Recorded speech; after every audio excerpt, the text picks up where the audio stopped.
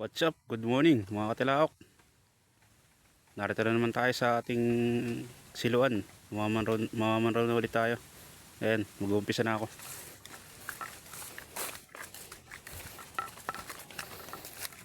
Unang silo.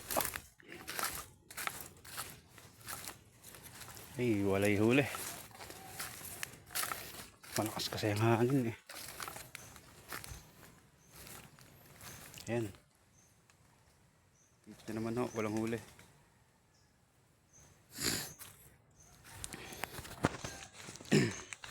Parang tayo sa ibang silo.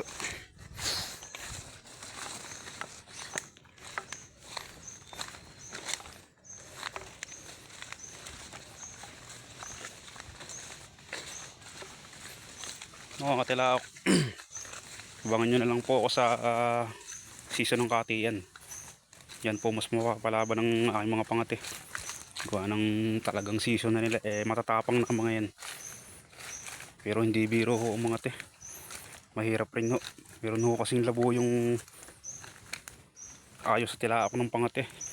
Pero pagka naman natay pa ng ang tilaak ng gamit mong pangate, malayo pa yan, ilili pa rin na. Ganun yung iba. Yung iba natatakot sa boses. Yung iba naman kasi mayroon rin kasing mga hunter. Mayroon silang pinaniniwalaan na senyal o pamahiin. Ganyan sila. Ayan, wala na namang huli itong pangalawang silo. May mga pamahiin rin sila. Sa kaliskis, ayan. Pag may buong kaliskis, ayan, nilalapitan yan. Mga paningit, ganyan. Tapos sa forma ng tahid. Ayan, may tinitinan kasi sila. Pero ako tatanungin, hindi naman ako nangangaliskis talaga. Pero sangayon rin ako sa kanilang mga paniniwala na yun. Kasi meron nga talagang ganun.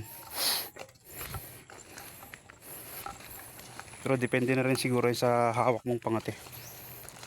Kung may potential ba o wala. Kasi pareho lang manok yan eh. Talaga lang may pamahiin sila. Ayan. Punta na tayo sa ating next silo.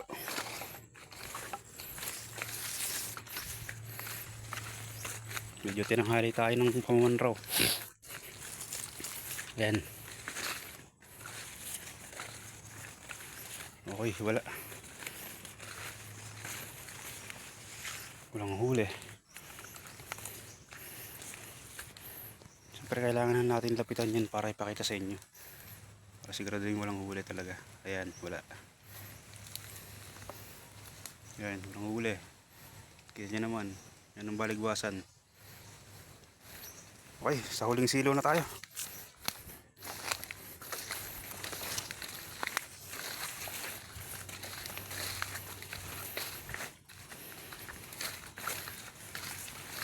Mag-araw ka naman.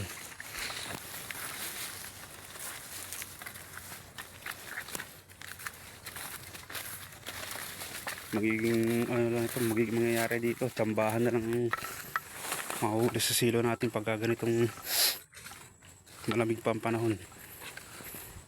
Iba talaga pag tag-init galang alpas. Tsaka nangangahig sila kung saan saan. Yan, ito na yung ating last silo. Oy, igkas. Oy, may huli. May huli tayo. May huli tayo, tikling. Nakaisa ho tayo, tikling. Yan. Yan ho, tikling. Okay. One down. Siniwerte tayo ngayong araw na ito. Hanggang dito na lang mga katilak. At kailangan ko pang tanggalin sa pagkakahuli ito. Ayan, kita nyo naman Ayan ho, tikling. Okay. Nice one. Hanggang dito na lang. Salamat.